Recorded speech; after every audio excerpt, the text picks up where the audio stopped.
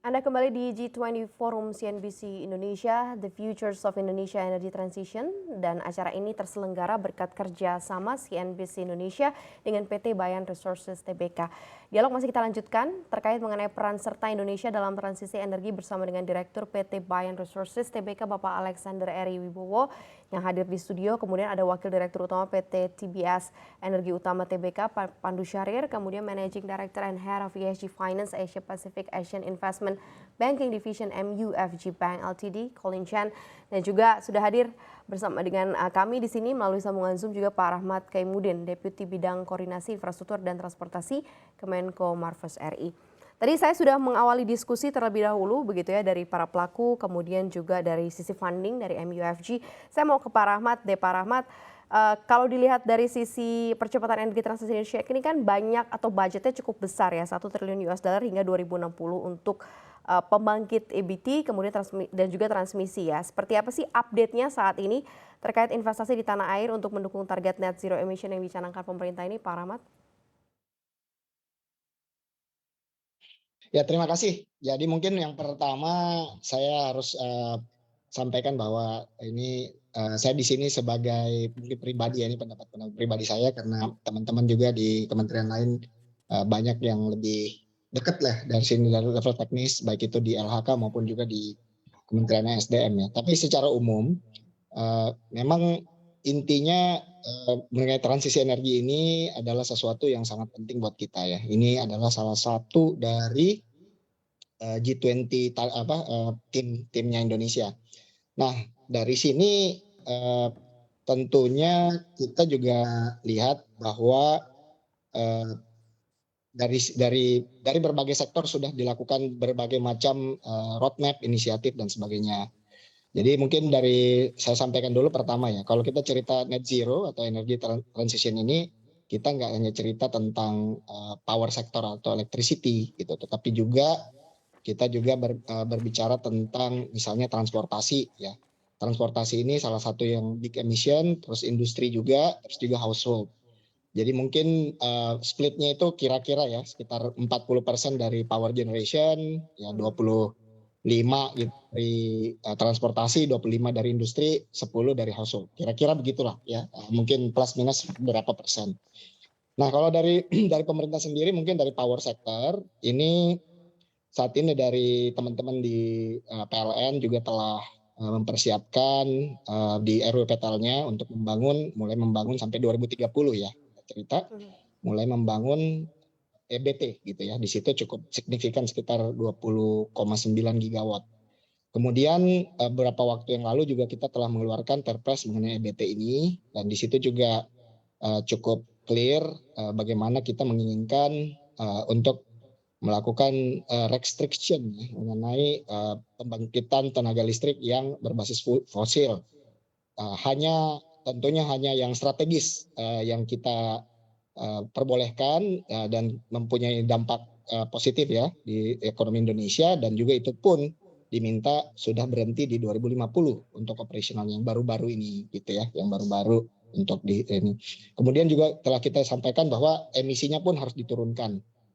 Nah, itu mungkin secara umum dan ini sangat dinamis ininya ya, perkembangannya sangat dinamis, jadi mungkin beberapa minggu lagi mungkin akan selalu ada inisiatif baru lagi dari pemerintah maupun juga dari sektor swasta. Oke, baik.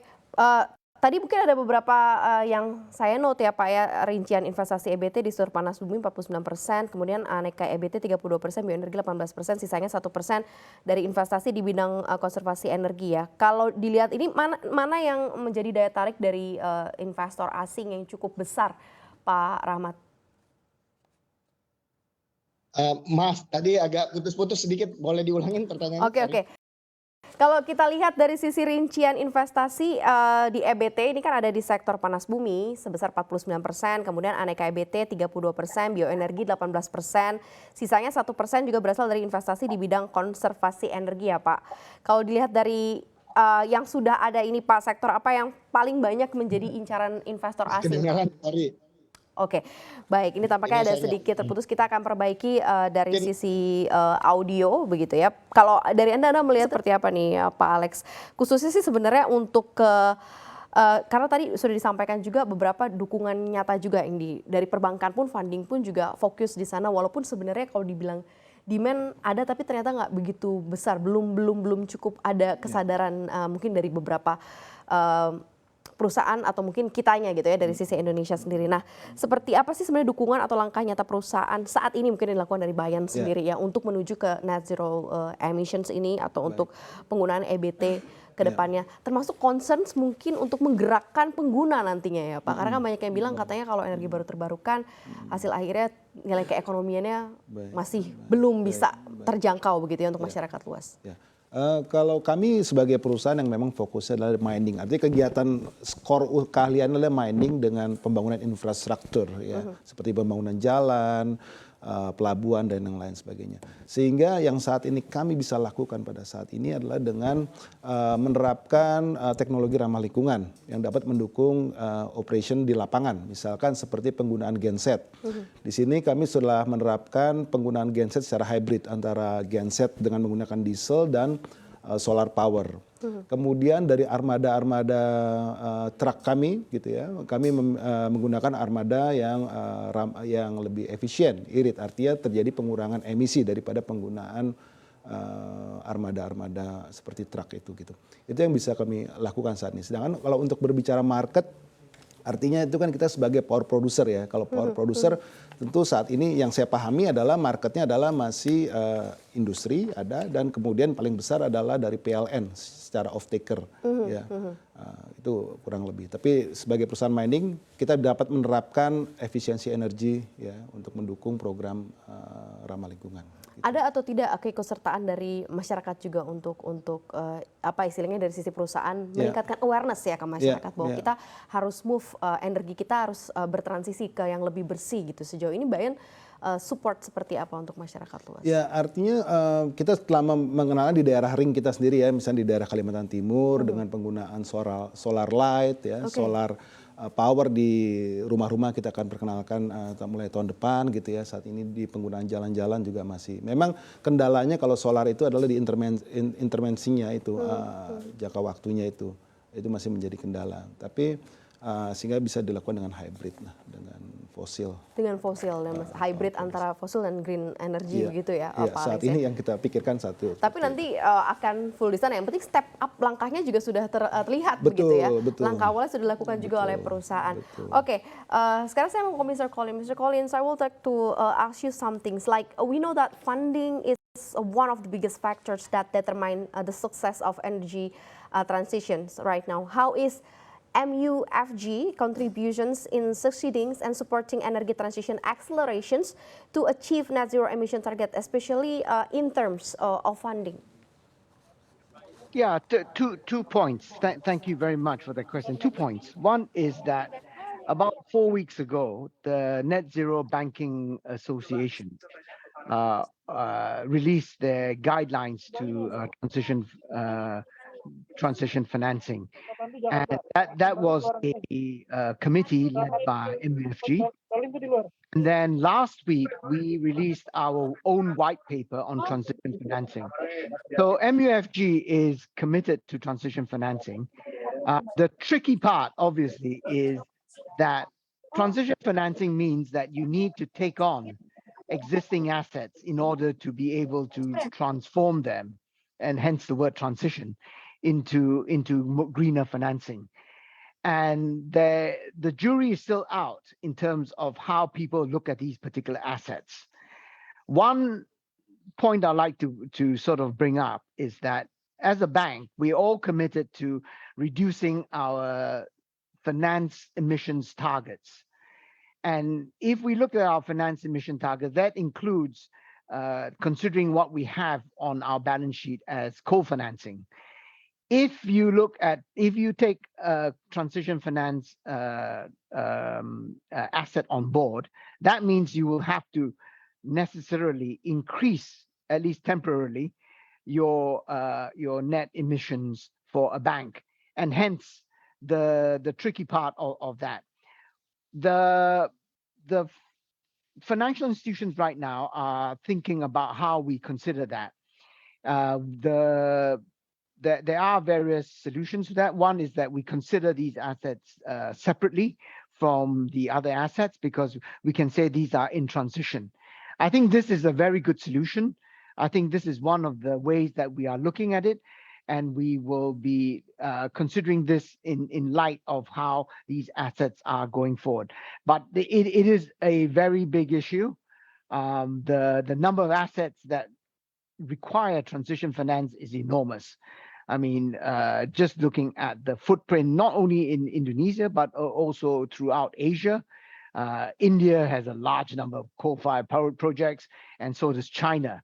And not to even mention Australia and Japan. These are all very large carbon producers. Let's just not look at Indonesia as the main culprit. I mean, everybody has a lot of carbon, large carbon footprint projects.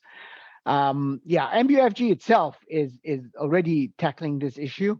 Internally, we are preparing to look at these type of projects going forward. Yes. Okay, thank you, Colin. Yeah, this is a main issue in a lot of countries in Indonesia. It's all country, a global issue right now. Oke, saya mau sapa lagi. Saya coba Pak Rahmat, sudah dengar suara saya? Dengar tapi kadang suka naik turun. Silakan. Oh, oke, baik. Tadi saya sempat bertanya ke Pak Rahmat begitu ya. Saya sempat mencatat begitu, ada beberapa rincian investasi EBT. Ini ada sektor panas bumi 49%, kemudian aneka EBT 32%, bioenergi 18%. Sisanya 1% berasal dari investasi di bidang konservasi energi. Nah, kalau dilihat dari sektor-sektor ini sebenarnya mana sih yang jadi incaran investor asing, dan komitmennya sebenarnya kalau kita bicara dana ini seperti apa? Komitmen dana dari mereka? Sebenarnya kalau dari sisi investasi, intinya begini, ini kita cerita sampai 2060 ya, jadi ini masih 38 tahun lagi. Nah, tapi pada prinsipnya power ini adalah sesuatu yang sangat dibutuhkan dan tentunya ya harus dibangun, dan ini tentunya ada nilai-nilai ekonomisnya. Nah, mungkin menyambung yang tadi disampaikan Colin, bahwa memang dari sisi investor ya, dan juga dari dunia internasional sudah melihat bahwa yang emisinya sedikit gitu, atau yang karbonnya nggak ada ini harus dihargai gitu ya, sehingga mereka juga mulai untuk membedakan di mana yang existing portfolio dan emisinya cukup besar ini adalah aset in transition, tapi kedepannya akan disupport gitu ya. So kalau kita lihat dari sisi kebutuhan listrik dan juga dari fundingnya so far ya, I think ini jumlah dana tersebut dengan waktu tersebut itu kan ini hanya akan dibangun tentunya kalau kebutuhan ekonomi Indonesia juga akan tercapai, dan ya kami yakin ya bahwa so far kita belum merasakan ada isu constraint dari sisi capital. It's a lot of capital in the world untuk mendukung ini, apalagi yang dalam hal energinya bersih. Bukan hanya dari sisi power generation-nya juga, tapi tentunya kita lihat dari sisi industri pun sudah cukup banyak ya, industri-industri juga yang udah menginginkan produk-produk yang beremisi rendah. Misalnya bisa nggak green steel gitu kan misalnya, atau bisa nggak nanti mineral-mineralnya juga lebih green. Dan jadi mungkin the short story is I think mengenai investasi ini kami cukup yakin bahwa ini akan bisa dicapai gitu dengan waktu yang tadi disampaikan. Oke. Baik, prosesnya masih panjang 38 tahun, tetapi memang sudah dimulai saat ini dan sudah terbuka sebenarnya banyak sekali pintu. Sudah ada komitmen juga dari para pelaku, kemudian kalau kita lihat dari sisi pembiayaan pun juga komit dan concerns di sana ya. Kita masih akan lanjutkan kembali diskusi Pak Alex, kemudian juga Mr. Colin, Pak Pandu dan juga Pak Rahmat. Kita akan kembali lagi usai jeda berikut ini. Tetaplah bersama kami, jangan kemana-mana.